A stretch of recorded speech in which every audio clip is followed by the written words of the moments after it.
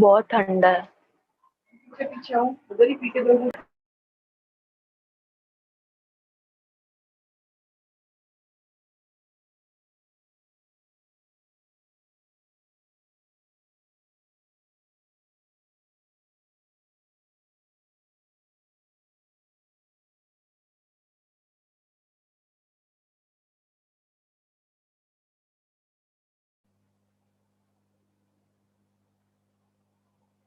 Hi everyone, welcome to the session today. Thank you so much for joining in. I'm Saurabhishwar Sen, Chief Mentor and Founder, Catalyst Learning Services, welcoming all of you for this very, very interactive and interesting session that's going to unfold in the next 1 hour. Since 2011 that I established Catalyst, we have been focused in training, mentoring, guiding young minds, students from schools, colleges, universities, working professionals about the opportunities with social science and in the social sector.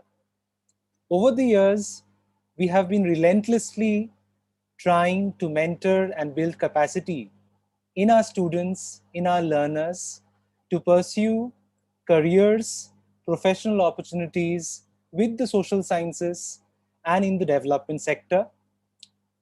We have tried our best to achieve it by providing assistance, training, mentorship for the bachelor's and master's entrance tests, interviews to the social science institutions in India as well as abroad.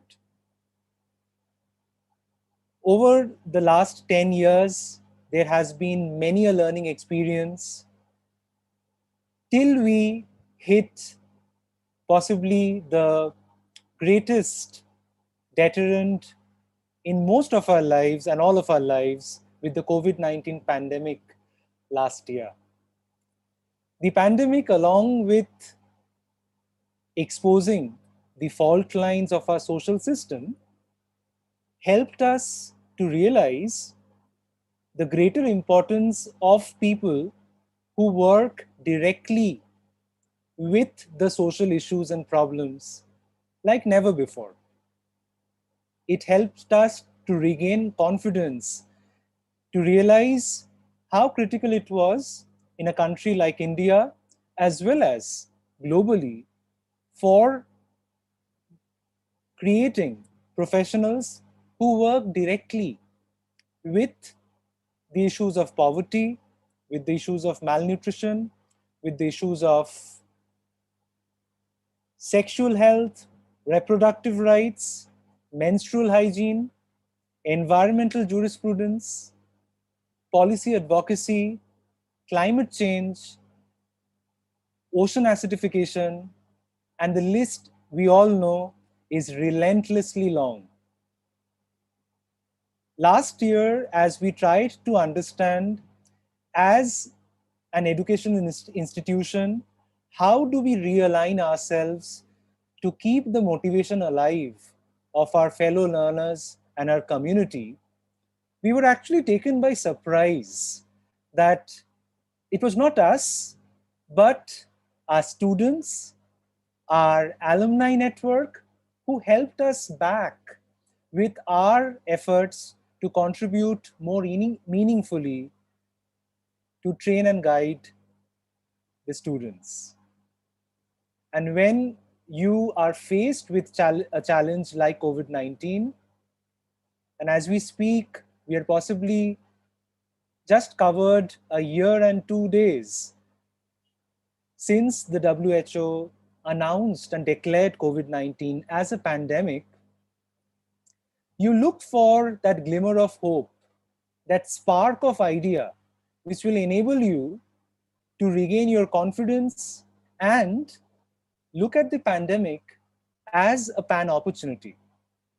And when we talk of such a spark, such a glimmer of hope, I'm very, very happy to introduce to all of you the speaker for the session in one of our very dearest students from Catalyst, Shomopanna Shamanto, who is directly working with some very, very innovative and intriguing interventions in the field of social development.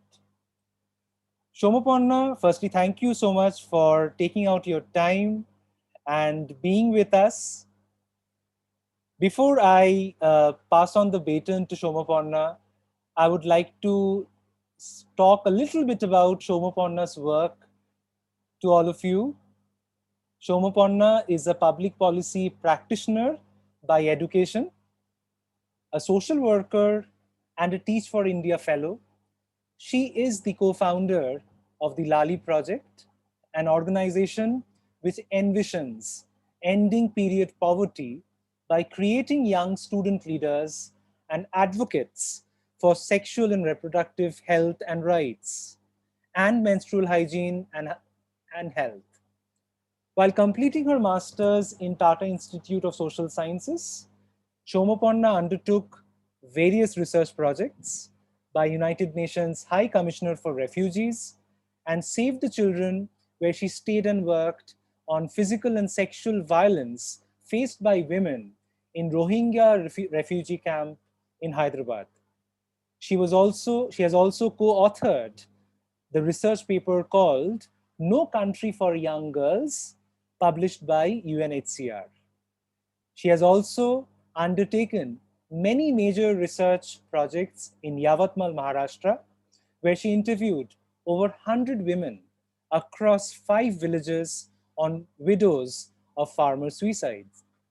She has also worked for the rehabilitation program for sex workers with Durbar Mahila Samiti in Sonagachi, West Bengal, Asia's largest red light district. An ardent human rights activist, Shomapanna went on to work with the West Bengal government on elimination of mother-to-child transmission of HIV/AIDS and was part of the National EMTCT Evaluation Team 2020. She is also certified with a master trainer in counseling under the National State AIDS Control Organization, that is NACO, under Ministry of Health and Family Welfare. Currently, Shomapanna is a Teach for India fellow, teaching in a low-income private school in Pune, where she also runs a relief drive called Ashai in the community. Shomapanna, it is quite mind-boggling for at least me and many of us. How do you manage to run and advocate so many things in a parallel way?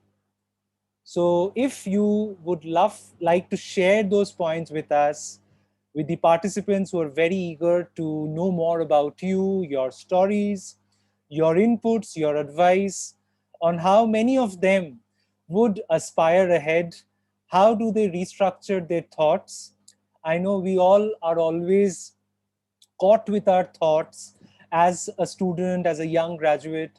We are constantly trying to look forward to the most optimized way in which we can move ahead. So without a further ado, I would like to pass on the session to Shomapanna, and I would request all the participants to make use of this time with Shomapanna to the best of your ability and to the best possible extent. Ask Shomapanna questions, use your chat box to raise queries. We'll try our best to support your views through Shomapanna's eyes.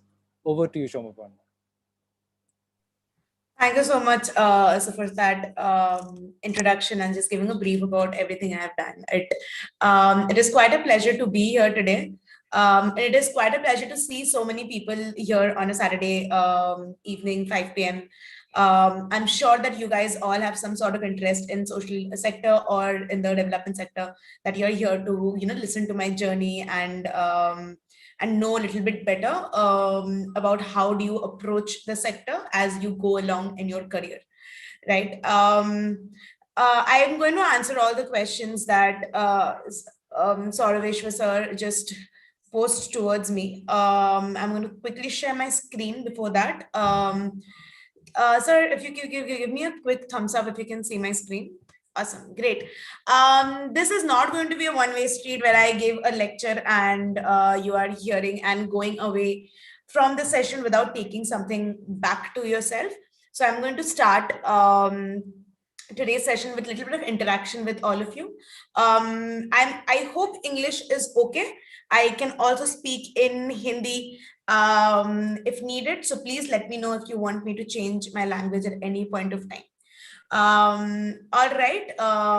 So I'm going to just take you through the pathways in the development sector. And how I'm going to take you through is through my journey. I'm going to tell you a little bit about everything that I did and maybe everything that I learned from my journey and everything that I'm looking forward to impact as I go forward in the journey in the development and the social sector. I'm going just give me a minute. Yes. So what we're going to do is we're going to interact a little bit through the chat box. Okay, I'm going to flash a few statements on the chat box. And if you have heard those statements about the social sector or the development sectors, at least once by anyone, any friend, your parents, can be your teachers, can be anywhere you have read about something like this, or just in general, this is what people think according to you, or you have known about it. You're going to type a yes in the chat box. Okay, pretty simple. I'm going to flash a few texts, flash a few things about the social sector on the screen, and if you have heard about it, you will type a yes on the chat box. Okay. Great. Let's move on. Not a great career path, not as great a career path as science and commerce. Arts or humanities is not a great career path as science and commerce. If you have heard that at least once, would love for you to go to the chat box and tell a yes or a no if you have not heard. Yes, that is something I'm sure most of us have heard. Great. Let's see another statement. It does not make money. Social sector cannot give you money. You will not be as much, you'll not get so much money. It is not a very lucrative sector. Yeah, it's a mixed thing. Yes, no. Yeah, all right. Great. Let's move forward. The sector does not attract very good talent. If you are not very good with, say, with your subjects in 10th, 11th, 12th grade, you will not opt for humanities. You'll only opt for humanities if you are not a good student. Yes and no, mixed crowd. Okay, great. There is no career progression when it comes to social science. You cannot get a very good, high, nice career if you're in social sciences. You'll not be in a good career trajectory. Again, a mixed response, right? We are going to do something today. We're going to today's this and next 1 hour, we're going to try to break a few myths. I see there's a mixed response when it comes to a few of these assumptions when it comes to social sector. But trust me, most of these assumptions are wrong. Being a part of the sector for more than 5 to 6 years now, I had started with the same myths. And today I'm going to just tell you a little bit about how we go forward and break these myths and what is this sector really looking for? What do you get out of being a part of the sector? I'm going to just skip this slide because I think Saurabh sir has already told you what I do. I am currently a Teach for India fellow, and I've done a bunch of other things along with that. I've also have my own organization called the Lali Project, which I founded this year during the pandemic with my very dear friend Shivakshi,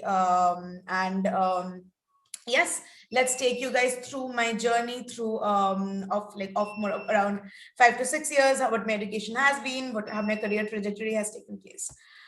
When it comes to education, I did my high school, my +2, my 11th and 12th grade, I did humanities from Haryana Vidya Mandir in Calcutta. After doing my high school in humanities stream, I went on to do my graduation in political science from St. Xavier's College, Kolkata. At the same time, along with my graduation, the last year I also did a diploma in human rights from St. Xavier's College. Post that, I did my master's in public policy and governance from Tata Institute of Social Sciences in Hyderabad. This is what I've done in terms of my education. Now let's take a look a little bit at how my career has been based on these interests that you see that I have covered, and educationally what all I have done, right? So I worked with the UNHCR and Save the Children in conglomeration, both of them together as research associate for over a year when I was doing my master's with Tata Institute of Social Sciences. This is the report that we submitted at the end of our research. It was called No Country for Young Girls. I was looking at specific sectors like education, sexual harassment amongst girls in the community. It was an in-depth qualitative research where I stayed in the community. I interacted with them. It was over 3 to 4 months that we stayed actually in the community, and we used various qualitative and quantitative tools to come and write this report together. A team of 14 people from TIS, along with some help from Save the Children, because they knew the community that we were in. Post that, I after my master's, I directly joined this organization called Solidarity and Action Against HIV/AIDS Infection in India, SAATHII, as program manager. I was looking at the EMTCT program, that was elimination of pediatric HIV, transmission of HIV/AIDS from mother to child. I was also a part of the district elimination team. This was actually a picture of all the people in the district elimination team. If you can see me quite here in the center here, I was the youngest in the team. I was around 22 or 23. I think I was 23. I was 23 when I was a part of the DIT team, one of the youngest member, and I was looking into helping West Bengal achieve its elimination status for pediatric HIV, which I did for around a year and a half in West Bengal, in around 7 to 8 districts of West Bengal. Post that, especially during my work here at SAATHII, I came across a lot of young girls, like mostly below the age of 15, and I realized that around 4.4% of the entire population of HIV positive pregnant women in West Bengal were below 15 years of age, and 39% of all HIV infections are estimated to be among women. And I realized that I wanted to move from health sector to the education sector. Yeah, because I personally, at that point of time, as I was experimenting and exploring in the development sector, I realized that I wanted to work in the education sector in more depth, and I felt this is where we needed to work more to get, because this has direct correlation with the health outcomes, the health behavior, and the health awareness amongst the youth, the elder, the middle-aged, everyone. Okay, so I wanted to take a leap from the health to education sector. Now, while doing that, I wanted to explore the education sector better, where I actually go into the grassroots level and see how the education system is in few of the most under-resourced communities of the country. And then I applied for a fellowship at Teach for India. If you guys don't know, Teach for India works with the vision of one day all children will have excellent education. They work with low-income private school and public schools, especially in classrooms which cannot afford a teacher if we would not be there, and give quality education to every children. I taught a bunch of 66 ninth graders, 8th and 9th graders and I still do teach in a low-income private community in Pune, Sayednagar. It's called Ideal English Medium School. Through the 2 years of my fellowship, I did intense community visit. I understood where are the things, what are the parts, what are the different areas that the education system really lacks. I started discussing things that is not in the curriculum, something like patriarchy or toxic masculinity or menstrual health and hygiene, which is not there in the curriculum, and how important it is to be there in the curriculum of 8th and 9th graders. I started incorporating them in my lessons, and I had this amazing experience where I got to know some of the real ground realities of the education sector.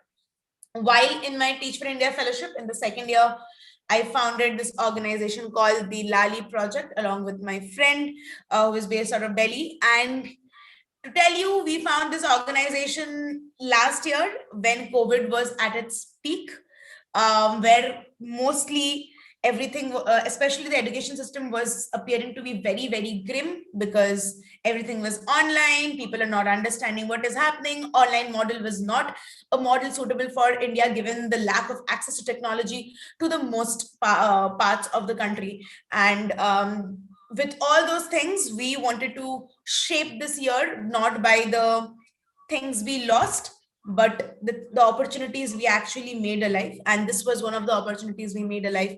We have now also registered the organization, and we have completed our first cohort of the fellowship.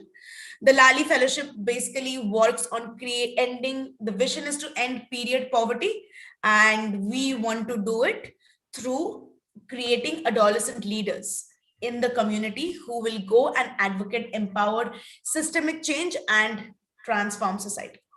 Lali Fellowship was basically a 6-month long track. Last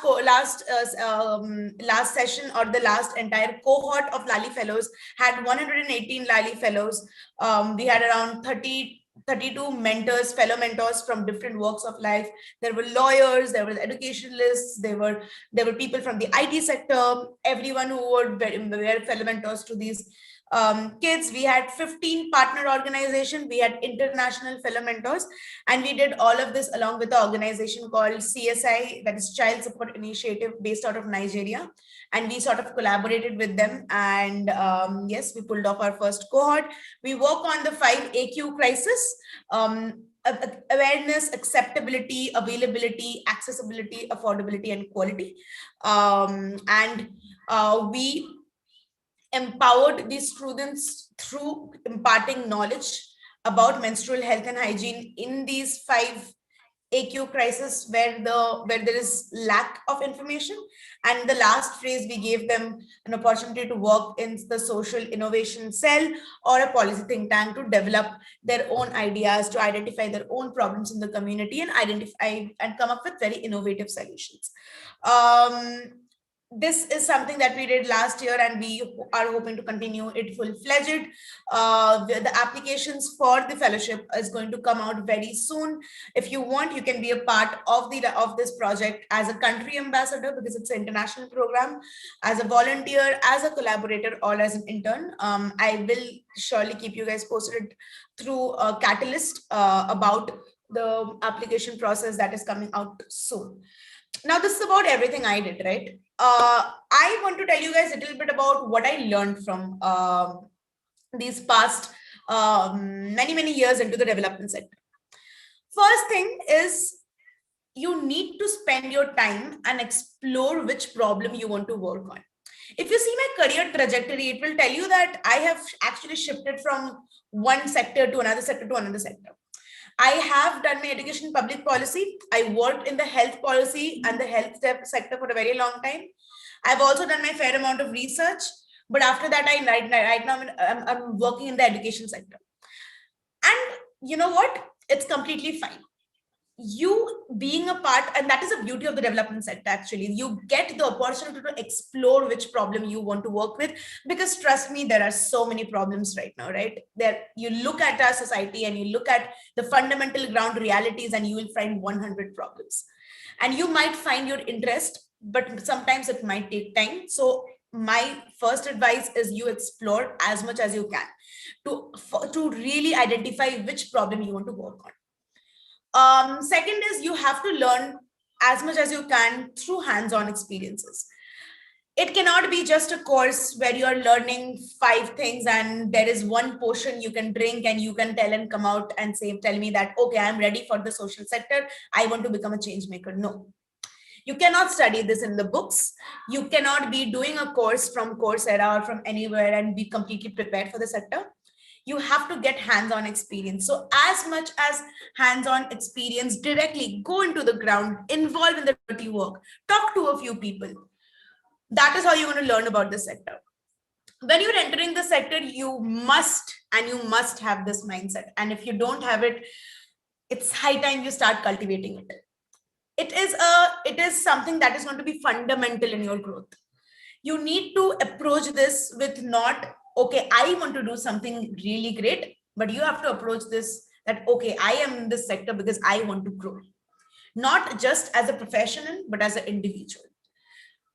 This sector has a lot to offer, but you need to come with a very, very open mind and a very, very growth mindset, because just when you enter, things might not work out in the best way for you, but it will fall in place. You have to take every opportunity as a learning opportunity. And last and the most important, for if somebody would have told me this when I was in my school or my college days, I would have dealt with my anxiety better, is that ambiguity is fine. Sometimes in the sector or itself in life, as you're going through this career trajectory, you will come through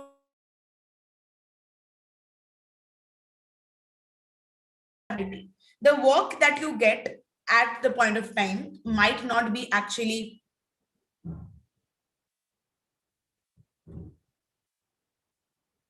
okay. Am I stuck? Is my voice audible? It's fine. It's fine. Okay, I had an internet glitch. Just technology, right? Extremely unreliable. So yes, you need to be okay with ambiguity. Sometimes you will not get clarity. You might not have a set of exact roles. That means if you're doing an IT job, you will have a 9 to 5 role. You will have 5 deliverables that you have to give, and your job is done. But when you're working in the development sector, there are not just a list of few things that you do and you're done. Because as you're doing a list of few things, you will discover there are a list of 50 other things that you want to dwell upon, you want to work on more. Maybe to do the 5 things that you have listed, you need to do 50 other things to understand the 5 things that you have listed. And all of this will result into a lot of ambiguity, which is good. That means you're learning, that means you're doing really well. So hold on to the ambiguity. If right now you're confused, ambiguous, get your clarity, but ambiguity is sometimes really fun, really good. And especially in the sector, you have to be okay with ambiguity sometimes. Just to tell you a little bit about the different pathways in the sectors, little bit of typo here, please pardon me. There is development management. If you are interested in organization building, org-based roles, there is MSW, Master in Social Work, for more community-based roles. If you are somebody, you want to get hands-on understanding of the community, you want to understand the ground reality, directly work with the community, try to impact through the bottom-up approach, this is your course for you. There is public policy, for policy and advocacy related careers. If you are interested in policy, you're interested in implementation of policy, you're interested in advocacy, public policy is definitely your bet. Development studies is also there if you're interested in academic research related roles. And these are only a few of the 50, 60 different courses that is available. Okay, I am just giving you a little bit of understanding of what the different pathways look like. There is something called peace and conflict studies if you're interested in conflict management. There are a plethora of master courses that you can do after your graduation that will be a stepping stone for you into the sector. One good thing about the development sector is none of this is in a box. It's not in a box. If you are a public policy professional, there is nothing that will stop you to get a community-based role. If you are an MSW, there is nothing that will stop you from research. If you are a researcher, there is nothing that will stop you to get into an organization and try to build the organization. So a good thing about the development sector is it is very fluid. It is not in tangent boxes of exact job descriptions and job roles. You would have the freedom and the flexibility to move in between different sectors, different pathways. Now, I have often been asked this one question, that what does it take to work in the social sector? What does it take, right? And to that, I have, if not perfected the correct answer, but at least close to a answer that will help you prepare for your journey in the sector. It needs a combination of three things, okay? Head, heart, and hand. Head, you must have the ability to think, because this sector is going to challenge you every day. You are going to have the ability to think. You need to open your mind. You need to be open to probing everything, questioning everything, and thinking as much as you can. And the approach has to be one with empathy. You have to go with your heart, all in, right? And the last one is, you need to have the ability to do it. What do I mean when I say the ability to do it? There are certain skills that this sector needs. You need to start learning that, if not master it, because these skills are not exactly something that are like hard skills, okay? These are not something like it's a course and you do it. For example, critical thinking is one of the most, if you actually see a lot of research says critical thinking is one of the topmost skill every organization is looking for. And critical thinking is not something that a course will give you, but its life experience is going to give you, right? So you need to have the ability to take action, right? So I feel with my little time I've spent in the sector, it needs to be a combination of your head, heart, and your hand, okay? And to give a little bit more insight into what sort of skills do you need to start mastering, start working on, problem solving, which includes critical thinking and all the thinking hard routines, everything will come under problem solving. I think the last year, like COVID year, has told us and again reminded the world that few of the most important skills or things that is required to survive during the most hardest times are something that you don't directly found out of a book, but something like problem solving, because we had to problem solve into an immense level in the last year, to which we did, I think, we did pretty well given what the situation is right now. So again, this is one of the most important skills. Self-management. Why I say self-management and why is actually in the development sector self-management a very important skill is because you many times will have to take ownership of your own learning and ownership of things that you want to do. Even when I was a program manager in SAATHII, or when I was a Teach for India fellow, there would be sometimes you have to work independently. You have to design your own structures. You have to be open to work efficiently without supervision. And for that, the motivation needs to come from self. Okay, so self-management is another skill that one we should be looking at once we're talking about the social sector or development sector. It is a sector where you work with people, so you need to start working on your ability to interact with people. Communication is the key in the sector. You need to start knowing, how do I communicate better, how do I network better, how do I know better, how do I know people better, how do I work with people, how do I get people from diverse background but same interest in the same room and achieve something great, right? So working with people is going to be the third skill that I want to point out. And technology use and development is an indispensable skill, which I think irrespective of whichever sector you go to, you must learn. Now, the good thing about these skills are that these are all transferable skills. Now, what do I mean by transferable skills?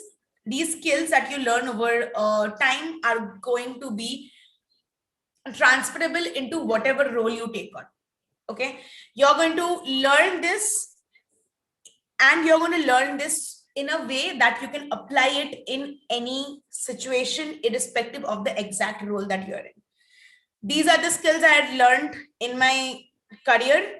These are the skills I have used when I was a teacher. These are the skills when I used when I had to, I founded an organization and ran more than 118 fellows, 15 collaborations, 35 fellow mentors, and 18 international fellow mentors. These were the skills that I needed when I was doing research in one of the most scariest place in Hyderabad. These were the skills that I have used in different sectors of my life at different times, because these are skills that you can transfer from one role to another. And with that, I just want to tell one little bit of information that this sector has amazing opportunities, and it is financially satisfying, sustainable. It will give you exactly everything that any other role in that a mainstream or profession like a teacher or a doctor might get.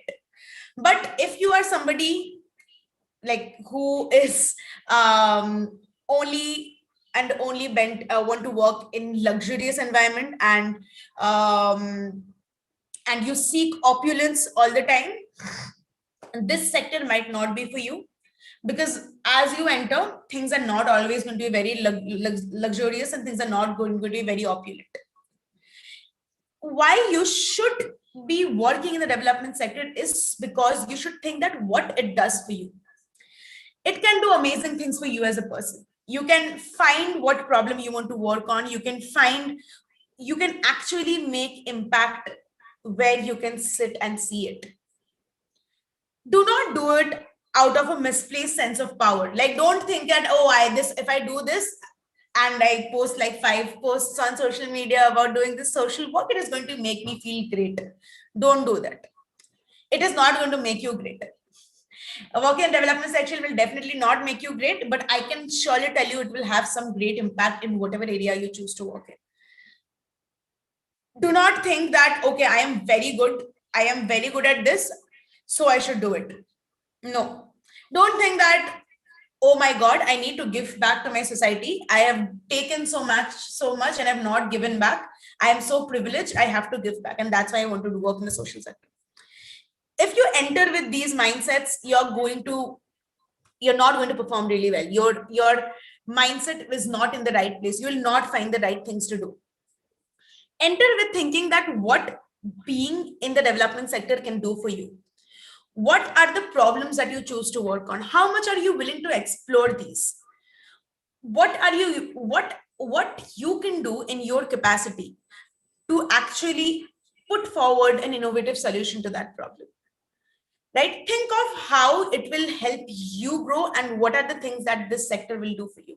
It is a two-way process in social sector. It's not a one-way process. You come in, it does as much as for you as you do for the society or for any other cause. And I think I'm going to just end this with all of you thinking about this one thing, that think about what society you want to live in 10 years from now. Think of the ideal society. Right? Think of exactly what you want. Think of all the things that is wrong and all the things that would be right 10 years from now, and that will be the ideal society. Now you think about this, that what are you doing today to achieve that? Are you doing enough? And if you want to do enough and you want to be a part of this sector, none of the myths that we discussed in the starting of our conversation is going to should stop you. Right?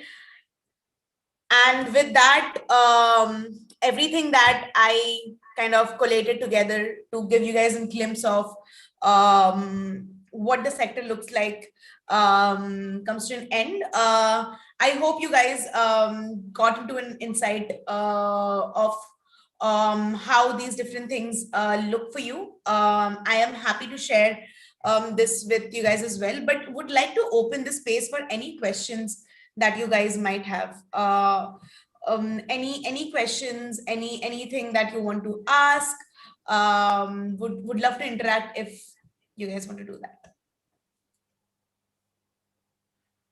Anyone with any questions, you'd be requested if you can use your mic, or you can even use the chat box. That would be really helpful. Shomapanna, thank you for a very intensive, as well as the best part, what I enjoyed was that there was such an element of great simplicity the way you presented it. And I believe that sums up also the effectiveness of the work that you're doing. Participants, if you want to like to ask any questions, please go ahead with using your mic or writing on the chat box, please.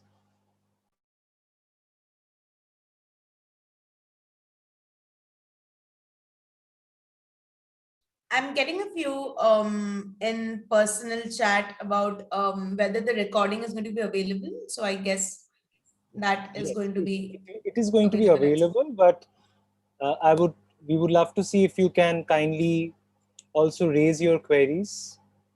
Yeah.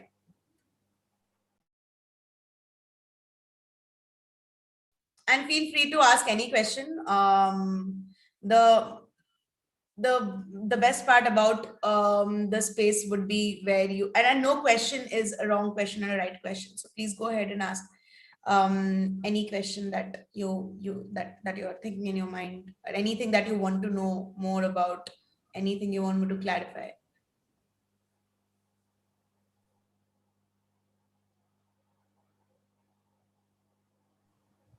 I guess we have people from a variety of backgrounds. Very interestingly, we have, if I'm not mistaken, we also have some students from school, class 12th, who are also part of the session, as well as people from college. So everyone, feel free to raise your query.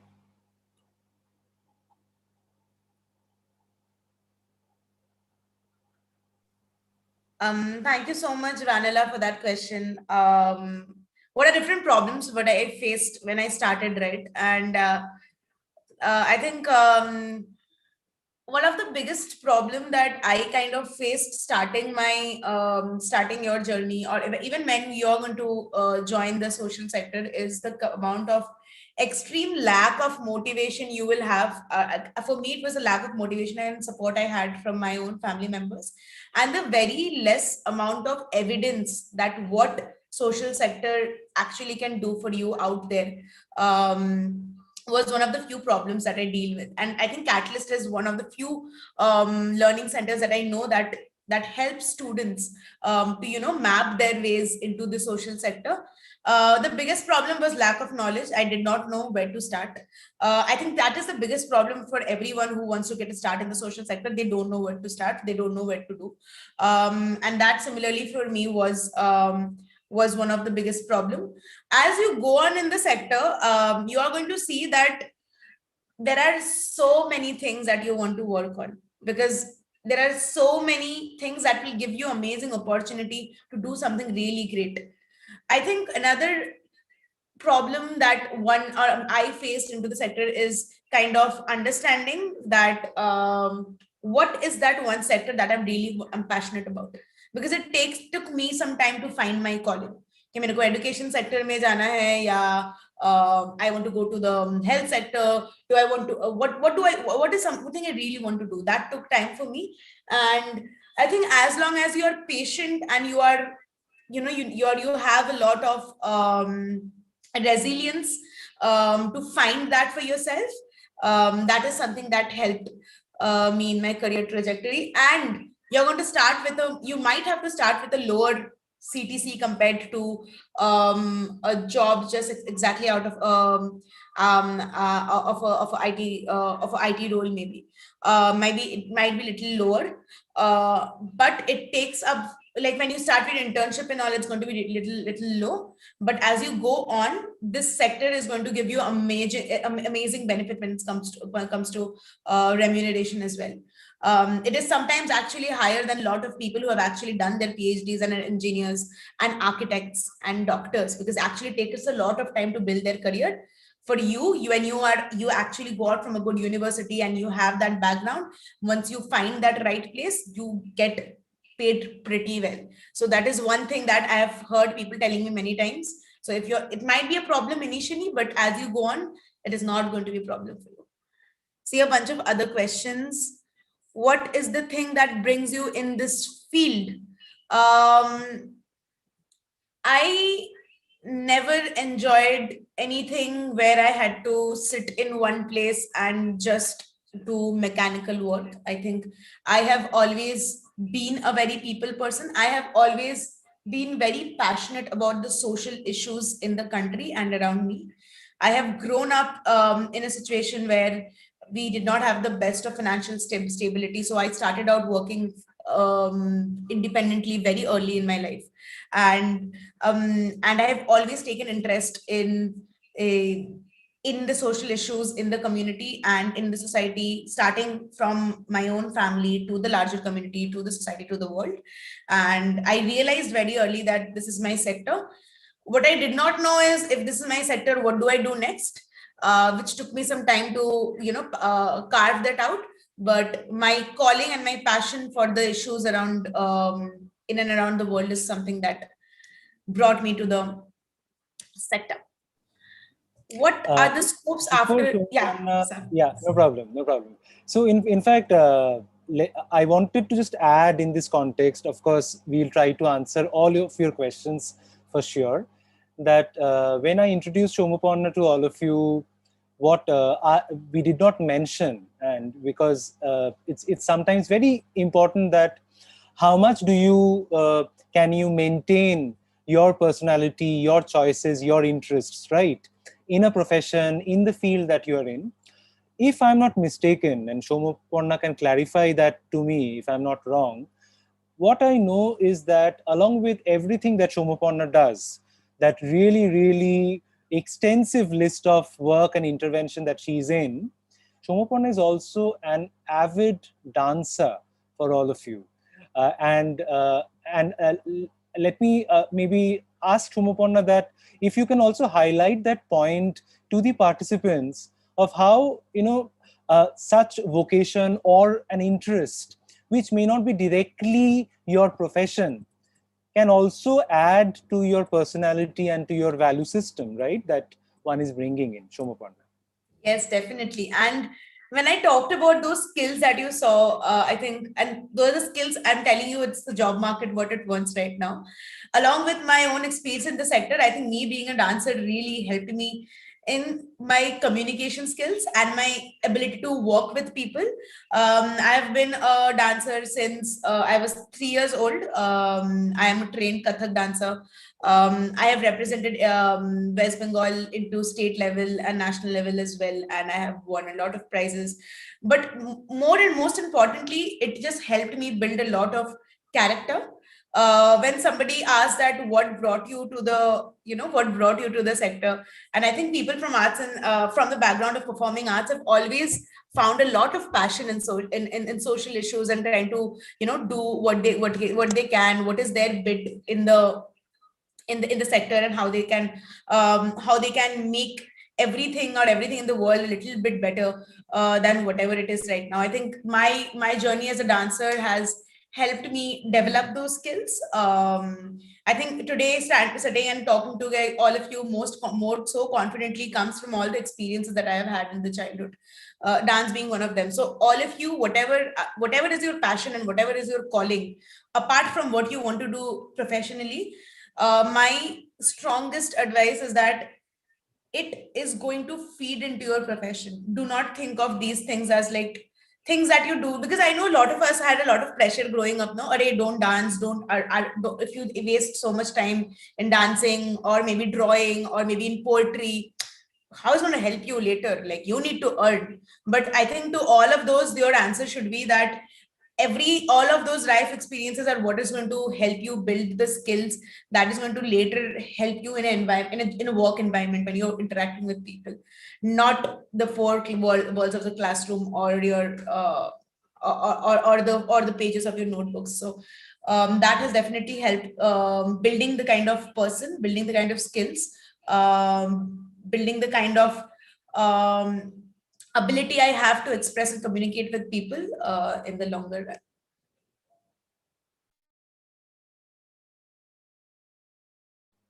Thank you so much. You can go ahead with the questions, Shomuparna. All right. Just we are cutting very close to the time, so I think we can't take all the questions. I don't, but I'm gonna take a few.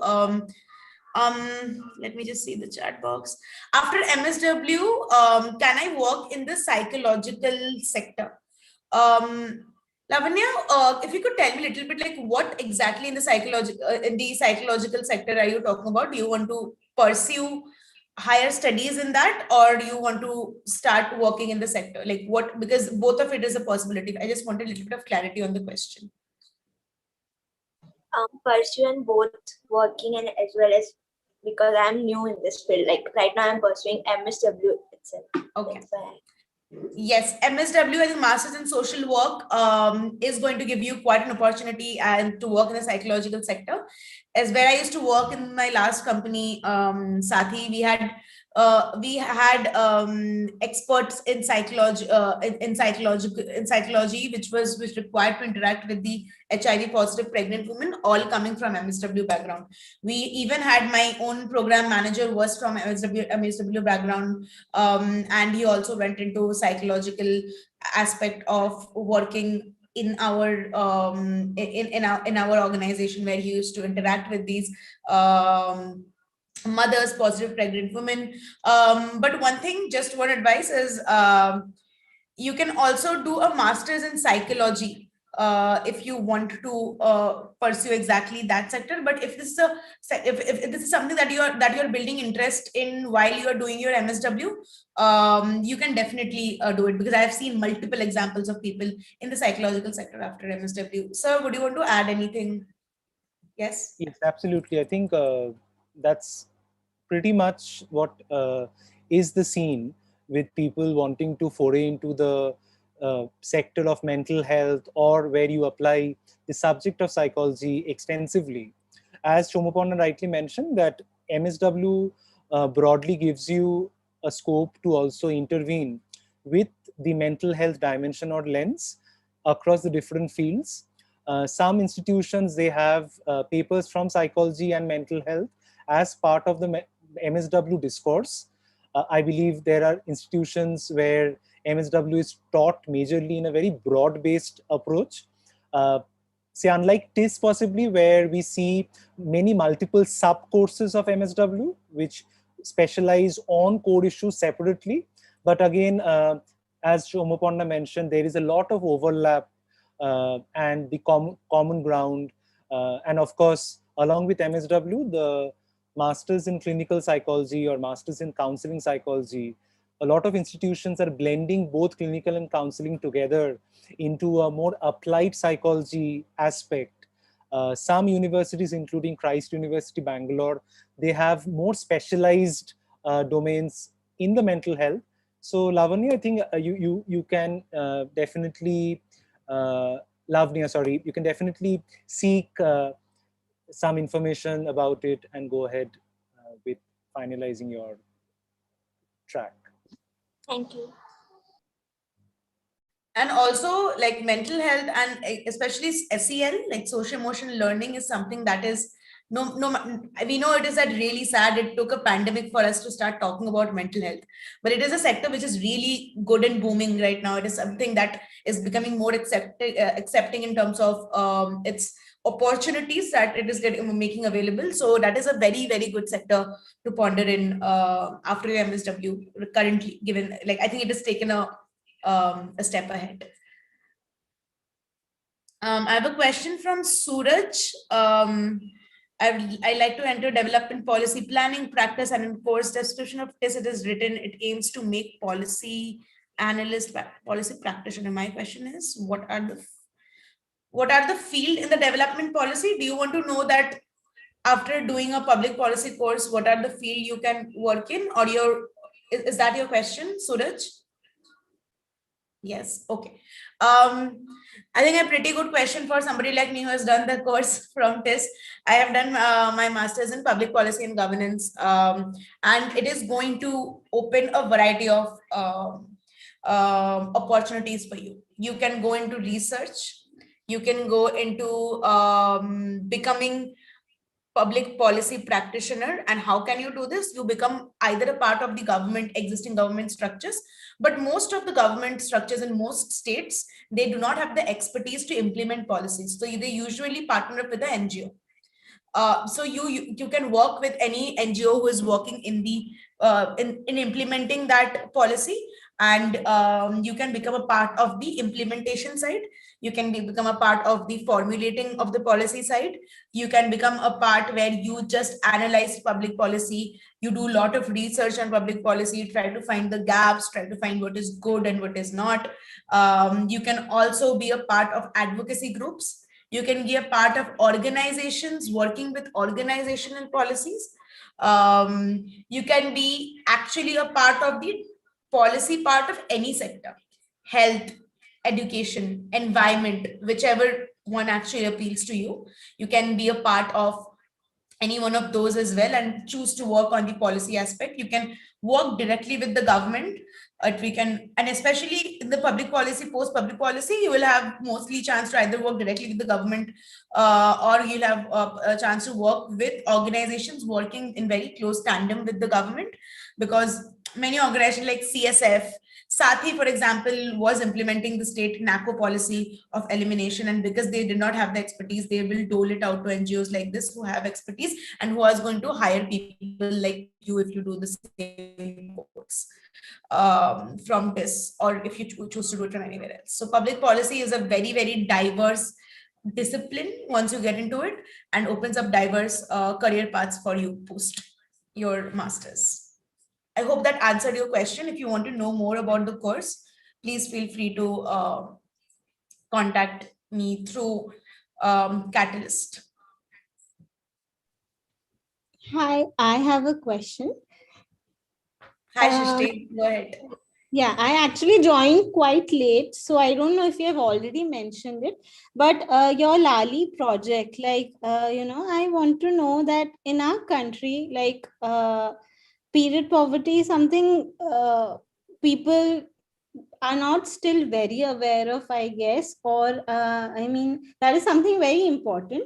So how easy or how difficult was it when you started off, talking with people, educating people?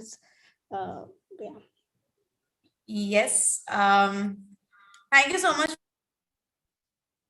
Sorry, I muted myself. Thank you so much for that question, Shrishti. We started last year, I think, and in the time where just pandemic had hit us, and we were trying to do this entire blended model, everything through Zoom and all of that.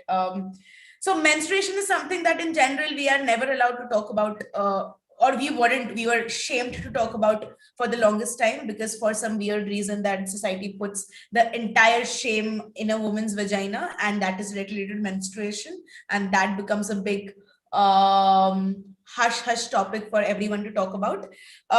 Period poverty, very rightly said, is not a very common term which people knew about, but a very, very pressing one. The challenges that we faced, or I think more than I and my co-founder faced while establishing it, was, what I will tell you first, what was easy. What was easy was there are actually multiple organizations working on the different AQ, 5 AQ crisis when it comes to menstruation. So we were able to get all these organizations together and start with the fellowship. What was difficult was the fellowship model was such which had young leaders. By young leaders, I mean like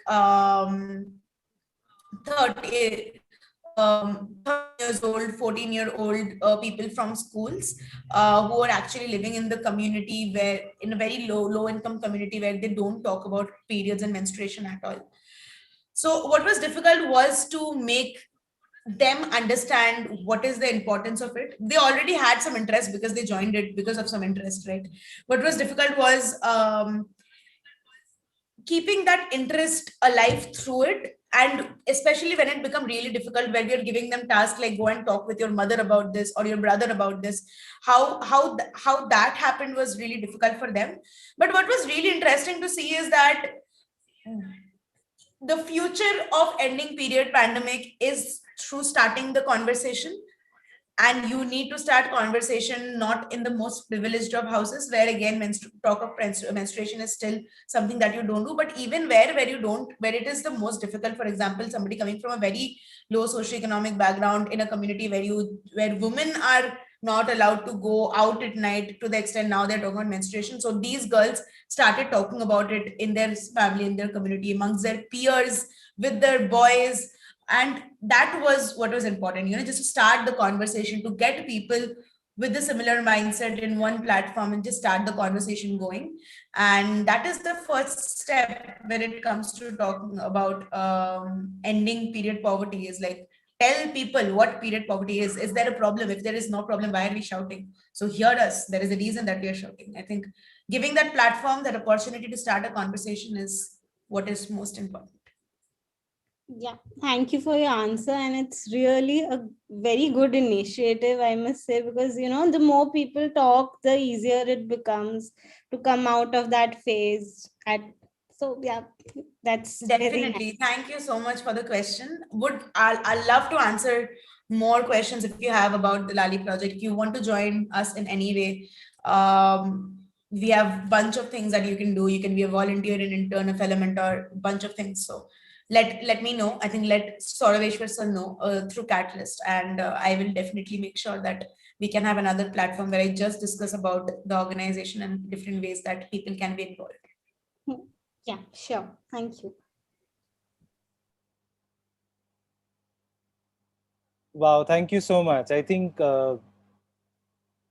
we spent an hour and it just felt like few minutes. So you know that everyone was quite engaged.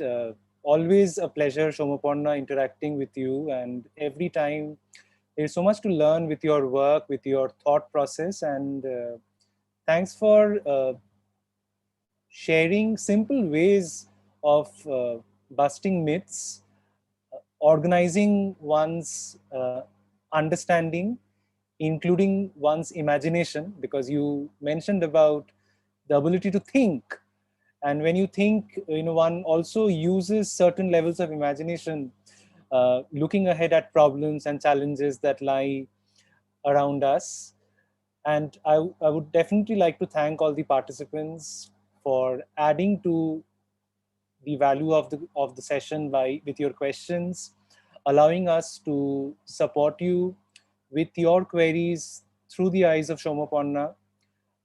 As she mentioned about her project, the Lali project, we are certainly very, very keen to get this project across the maximum possible resources in our country and even outside.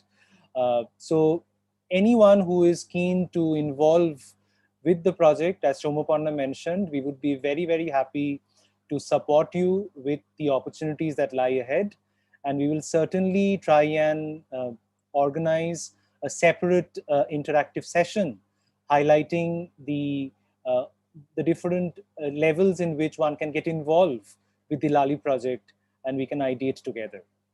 Also, I would like to mention that when we were reaching out to all of you with today's session, we had highlighted about scholarship support that Catalyst is providing to the students and to the learners. So people who opted in for that support, you will be receiving very soon like a follow-up email from our end of how we are going about supporting you with your training, mentoring, and guidance towards a career in the social sector.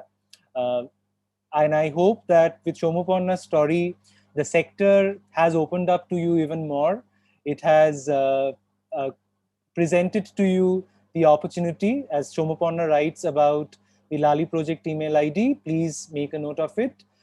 We would be happy to see more of you getting involved and in a collective manner intervening towards a better tomorrow, right? Shomaporna, thanks for your time. After an entire week, to take out time on the weekend where you possibly get some breather, but to interact with all of us and to the learners, it's been such a pleasure for all of us. Thank you so much. I had such an engaging audience. I think I had a very good 1 hour interacting with all of you, and I think this is what is needed for us professionals or us in the sector who wants to see more people coming and joining and carrying the baton on.